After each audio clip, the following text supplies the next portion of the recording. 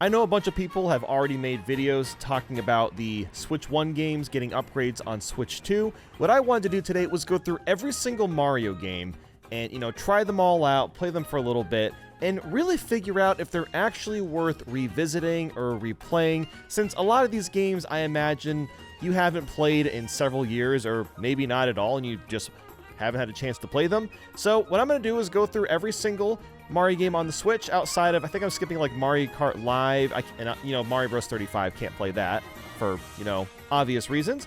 But let's start with all the ones that Nintendo officially announced. So we have Super Mario Odyssey. Now, I've actually already played through this entire game on the Switch 2. I didn't 100% it, but I have beaten the whole thing. And one of the biggest upgrades here is that the resolution has been updated. It's not I don't think it's a 4K 60 FPS, but it's definitely much higher resolution. I think it's around 1080p or 1440p, something like that. And it looks really nice. I think like the main thing is everything just looks a lot cleaner and a lot crisper, which is great. Something else people have noted too is that the NPCs in New Donk City also run at a much smoother frame rate, which I guess kind of improves the immersiveness when you're playing or if you've never played it before. So I guess that's kind of cool. It's not really that big of a deal, but hey, there you go. That's kind of neat. It also has Game Share, which I have tried out, and I messed with Game Share a little bit on launch day, and Game Share is pretty good. It's a little laggy, but like for what it's worth, it does the job, and you can do Game Share with Cappy. I would honestly say probably the best part of the game is the faster loading times. Now, you're going to hear me say this for pretty much every single game, although I will say there's like one or two games in here that don't really have faster loading. But this one, I would say the biggest improvement, honestly, is when you're going from checkpoint to checkpoint and you're doing the fast travel, basically. That is a couple of seconds faster. Now, it might not sound like that big of a difference, but once you finish the game and you're trying to go for all the moons, you're playing the post game, and you're constantly warping from place to place, it's actually a pretty big difference. Like, you'll really notice just the amount of time that you're not wasting just waiting for the game to load. Next, I want to move on to Super Mario 3D World. Now, something I did find very amusing is some of these games start up ridiculously fast. Like, this one in particular is like 1 second. It's just ridiculous. And in fact, there's a couple games that are even faster than Super Mario 3D World. Now, of course, this game looks a lot crisper. This might actually be in 4K. I'm not sure. Again, I don't know the exact resolutions, but I can just tell just by looking at it, it looks a lot cleaner. Like, everything looks a lot shinier, a lot glossier. Something else I noticed too is that the text is a lot clearer looking. Text in games really aren't that important. Like, I don't care if they're that clear or not typically, but it is very, very noticeable.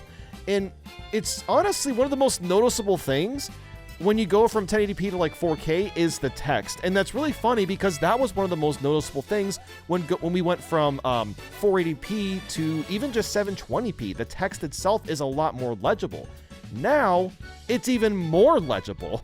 Like, when you go back to 1080p footage after looking at 4K for a while, you'll start to notice the text is not quite as visible. There's a little bit of artifacting around it. It looks crystal clear in Mario 3D World, as well as the vast majority of the games you can play on Switch 2. And on top of that, there's Game Share. I have not tried it with this game. I'm sure it's fine. I'm sure it works. The only other thing I really want to mention is now that we can see all of the character models in detail, you can really tell that this is a Wii U game. Like, I remember I was like looking at Cat Peach after like finishing the level or whatever, and her face just kind of looked dead. It was a little creepy. It just wasn't very expressive at all. So, yeah, the models are definitely a little bit outdated, but like the game itself is still fantastic. If you haven't played this one in a while, definitely check out Mario 3D World. And then we have Bowser's Fury. Now, this is one of the biggest improvements. I actually don't think it is the best Switch 1 to Switch 2 upgrade. There's another one I'm saving for later, but Bowser's Fury is definitely one of the best ones because it runs a lot better. Now, obviously, the game loads a lot faster, like I said, It's like that for most of the games, but the actual gameplay runs a lot better. Now, I did not play the entire thing. I did play a nice chunk of it though, and I really wanted to test out the Fury Bowser sections where you're fighting Bowser, because that was generally when the game would start to drop in frames and run a little bit slower, but I noticed no problems whatsoever when fighting Fury Bowser. And I did not try. I remember the biggest problem with the lag was usually in the post game, and you would go for there was like this like golden platform with like 5 cat shines or whatever. I remember whenever I played that portion of the game, that's when it lagged the worst. Now, I haven't tried that yet, but I have to imagine it runs perfectly smooth now too. And on top of that, this also has game share as well. I believe the second player can just play as Bowser Jr., so that's kind of cool. So just for the simple fact that the game runs at a crystal smooth 60 FPS, definitely worth checking out this one too. Now we have New Super Mario Bros. U Deluxe. I don't know why Nintendo highlighted this one. Like Mario Bros. Wonder literally sitting right next to it, but okay, New Super U Deluxe. The game definitely looks a little bit better. Like, you can definitely tell it looks better. Like, it might be a little bit hard just because it's like the art style is so bland, but no, the models do actually look nicer. The texture work does look a little bit cleaner too. One of the first things I did actually was go to the Van Gogh level, because that's one of the most interesting, or I should say, really one of the only interesting levels of that entire game, and the Van Gogh level looks pretty nice. I don't know if it looks better than it did on Switch 1, but I liked what I saw on Switch 2, so hey, you know what? It's got that going for it. And the levels do also load a little bit faster too, which does actually kind of enhance the game a little bit, because this game does have a lot of loading. You finish a level, you load back to the hub world, you go back into a level, you load in, or whenever you die, you get kicked out, you got to go back in. There's just a lot of just unnecessary loading in New Super U Deluxe, and while it's still here, thankfully, it has been shortened a little bit. And the last Mario game that Nintendo has brought up that they're touching up is Super Mario Party Jamboree. Now, I'm not going to have a lot to say about this game today just because the DLC isn't out at the time of recording this, and I will be doing a video on this channel actually about the DLC and if it's really worth going for, or worth spending $20 freaking on.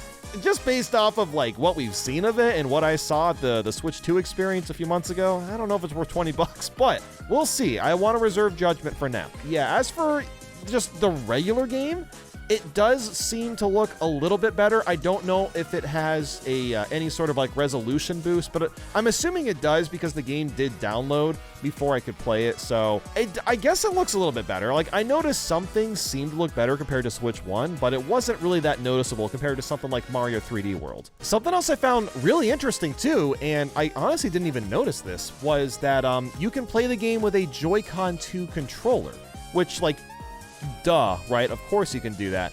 But I kind of just assumed that that games that required a Joy-Con 1 controller would still only use Joy-Con 1. So it's really nice that the Joy-Con 2 is basically backwards compatible with Joy-Con 1 games. And now we're moving on to the games that Nintendo has not brought up, but I wanted to try them out anyway. Some of these I was really surprised about. But first I want to start with Mario Kart 8 Deluxe. Right away, I noticed how fast starting up the game is. Like, it is ridiculously fast. And I think the reason I noticed it so much is because I remembered loading the damn game up on the Wii U, and it takes like 10 seconds to get to the title screen.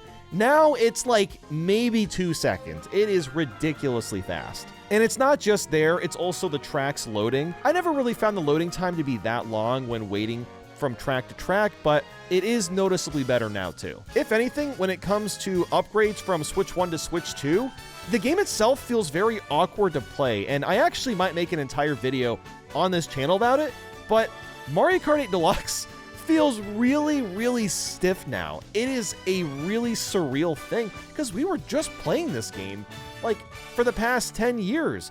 And after playing Mario Kart World for like the past 90 to... I think I put in like 100 hours. I put in a lot of time.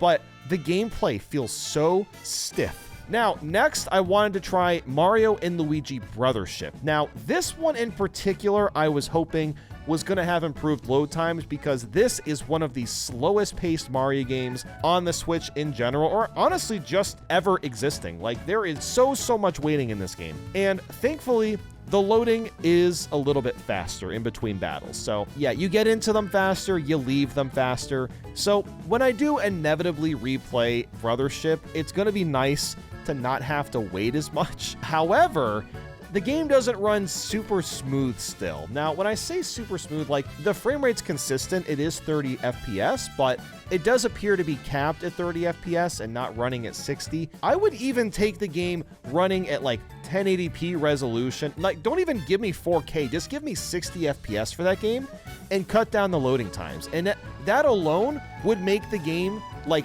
30-40% better for me.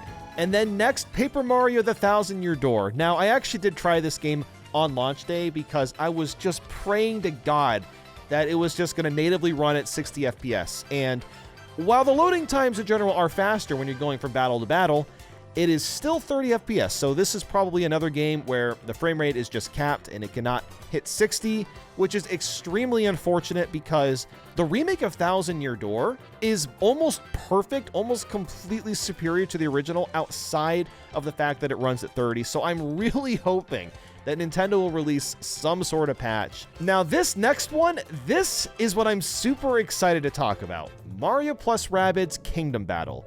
An incredibly weird game, Mario and Rabbids teaming up together, and it's like an XCOM kind of strategy game. You wouldn't think it'd make any sense, but it's actually really fun. I love the game. It's got really cool Donkey Kong DLC. Yeah, so the game just runs at like 60 now. Yeah, the game ran at 30 FPS. Now it just runs clean 60. Out of nowhere. Out of complete nowhere. And this is an old Switch game. This came out during launch here. So 8 years later, finally, we can play Kingdom Battle. It's not even something I knew I wanted, but the fact that we can, after all this time, play the game at 60 FPS and it has improved loading times. Wow. Like, if you have not tried Kingdom Battle yet, I don't know what you're waiting for. You gotta try this. Like, now, there's never been a better time to try the game out. And this game goes on sale all the time for like $5 to $10. It's worth it. You gotta try it. And next up, we have Mario Tennis Aces. And immediately, the startup time is ridiculously fast. It kind of reminds me of Mario Golf Super Rush. Oh, I can't wait. We're getting to that game pretty soon, too. And I didn't really think that we were going to see much of a difference with this game. I mean, we're probably going to get a new Mario Tennis game like this year or well, maybe not this year. I would say like 2026, 2027 at the latest. So there's not really much reason for Nintendo to go back and like maybe try to patch it up and fix some of the performance problems. And I gotta be honest, I don't remember a lot of this game. I don't remember how well it ran, but the adventure mode, I did hop into that. I went through the menu, I went through the hub world, and I did notice some frame rate drops. The menu ran at 30, and then the hub world was a little bit jumpy. So, like, I don't know if anyone actually cares or not, but yeah, it's definitely not perfectly optimized for Switch 2. They probably could get everything running at a perfect 60 FPS, but like, who cares? There's going to be a new Mario Tennis coming soon anyway. And now we'll move on to Super Mario Party. With this one, it requires you to use Joy-Cons, and thankfully you can just fire up Joy-Con 2s. I also noticed that the boards load a lot faster. In fact, they load almost instantly, which is really nice considering it's a much more slower paced Mario Party game. It's still pretty fun, but just the fact that the loading between the boards and even like the mini games is a little bit faster too. Something else I noticed too is that when you're running around in that little hub world, the loading for that seems to be a little bit faster as well. Now don't quote me on this, it might just be the same thing, but it appeared to be a little bit faster. And then the last thing is just the resolution. I don't think it's in 4K, but it does definitely look a little bit better. Maybe it could just be like 1080p or 1440p or something, but to me at least, it looks a little bit nicer. All right, and now moving on to Super Mario Maker 2. I have a pretty good feeling that we're going to see a Switch 2 edition for this game, because if you go to the game styles, there is still that empty spot right next to Super Mario 3D World, and Super Mario Bros. Wonder is kind of calling its name, if you ask me. So, look, there is some improved loading. The game definitely boots up a lot faster. The resolution looks a little bit more cleaned up, but for the most part, it's pretty much the same thing. Like I said, I imagine this will also get a Switch 2 edition in the future. I don't know why I even bothered to boot this one up, but yes, I did actually turn on Mario and Sonic at the Olympic 2020 games, Tokyo 2020 games, and it actually has the Joy-Con 2 controller screen as well, which is kind of interesting. And I went into the story mode, I played a couple of the mini games, and the story mode cutscenes in particular still run at 30 FPS. And yeah, you know, this game's not getting patched, let's just be honest. There's no reason to go back to this. Like, if you're morbidly curious to play this game, sure, you could play it on Switch 1 or Switch 2. There's really no difference. Then I tried Paper Mario the Origami King, and I didn't think that this was going to get a frame rate boost. I was really hoping it would because this is a 30 FPS game, but unfortunately I booted it up, and while the loading is definitely faster, it still runs at 30, and it's fine. Like, I don't think it necessarily is that big of a deal. Like, even like with Thousand Year Door, the 30 FPS thing is not a big deal. It just would have been kind of nice. Now, something I did want to try is I loaded up a boss battle because I wanted to try out one of the Velumental attacks, because something I do remember from Origami King is the only frame rate issues the game really had was when you were doing the Velumental attacks. And I did the Earth Velumental, and I think it ran better than it did on Switch 1. I mean, I could be mistaken. I think someone's going to have to really go into the game and play through the whole thing to get a good idea if it runs better on Switch 2. But from what I could tell, it seemed to be a little bit more stable, which is pretty cool. Next, we have Super Mario 3D All-Stars. This actually has GameCube controller support for the GameCube controller, and that's it. There's really nothing else different. I mean, of course, you know, loading times are a little bit faster, as you'd expect. But yep, you can play GameCube games with a GameCube controller. Oh my god. All right, next was Mario Golf Super Rush. Now, everyone knows that loading up the game and starting it up is ridiculously fast on Switch 1. Let's see how fast it is on Switch 2. Yeah, it's like half a second. Good lord. Now, outside of that being kind of amusing, the game itself, well, not much has changed. I did a couple of holes. I played against, I was playing as King Bob-omb, and then I played against Pauline or whatever, and we got the same score. And then when we got to the end of our 3-hole match, I looked at the background, and all the characters were running at 30 FPS. Yeah, this game has not been touched, and do I expect it to get patched? No, it's Mario Golf Super Rush. No one cares about this game. After that, I tried Mario Party Superstars. For this game, it's pretty much the same. It looks the same. It runs about the same. The only thing that I really noticed is that for the minigame loading screens, that seemed to be a little bit faster. But for the most part, it doesn't really seem like it was touched much, which is fine because the game itself is actually super well optimized. The actual gameplay is way, way faster and better compared to Super Mario Party. And now moving on to Mario Strikers Battle League. So this one honestly kind of baffled me. It's notoriously known as probably the worst Mario Switch game. And even when I started the game up, the loading was still long. Like, literally out of all these games, out of all the games that have like no optimization or no changes, of course it's Battle League that is like basically the same. Now, I haven't played this game in a while. I forgot that they added in Birdo and Bowser Jr. and also an urban rooftop stage. Okay. So, you know, I loaded that stuff up, of course, because, you know what, I'll never do it again, right? I might as well play as those characters in that stage, and yep, it is just Battle League. It is still very boring. I don't even know if I finished my time. So, yeah, I mean, I did notice that some of the loading screens seemed to be a little bit faster, but, like, the startup screen did not feel fast. I felt like I was waiting for a good like 5 to 6 seconds or so. Then after that is Mario plus Rabbids Sparks of Hope, and I'm not gonna lie, I was really excited to try this after seeing how well Kingdom Battle ran, and unfortunately, it still runs at 30 FPS, and it seems like it hasn't been touched at all. And I don't think it's ever going to get updated. I'm assuming I think they use like a completely different like engine when making Sparks of Hope, which is probably why the game does not just natively switch to 60. So yeah, it's stuck at 30 FPS, and Ubisoft did not like how bad the sales were with this game. So I don't think we're ever going to see this get patched. I doubt it will ever get touched again. And now we move on to Super Mario Bros. Wonder. Now, the game has not been upscaled to 4K 60. I think it definitely will. If anything, this is the one game that I talk about today that is like basically guaranteed to get a Switch 2 edition. I'd be kind of shocked if it doesn't get some new like world or something. We got to pay 10, 20 bucks for it or whatever. For as it is now, you know, it's the usual stuff, faster loading. The visuals are a lot crisper. I don't even think the resolution's been bumped at all. I just think it just looks a little bit cleaner, just the fact that it is running on the Switch 2. Next was Super Mario RPG, and I honestly thought this game ran pretty good, but something that is pretty easy to forget is there were times when playing when the frame rate would dip a little bit. That's been completely resolved. Any frame rate issues that existed originally are completely gone now, so the game just feels even better to play. And the loading times are also a little bit faster too. I went into a handful of different battles, and I did notice that I got into them a little bit quicker. It wasn't like a lot quicker, but